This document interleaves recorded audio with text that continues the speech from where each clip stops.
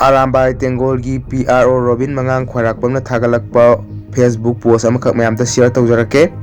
Thangjing ching Kaba Yare aikoidi matonda leire haidana thainagi video amada voice nongna hapchilaga wathi wayam tawriba maitaising adu khudaktagi leppu nathongna leiradi aikoina tawri adomaina live taru tawbusu karimata ngamdaba ngambasu saningba tawganu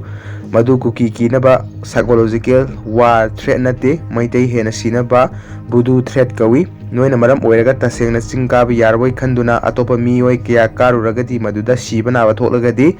Miriam noina daita puba ngamgadro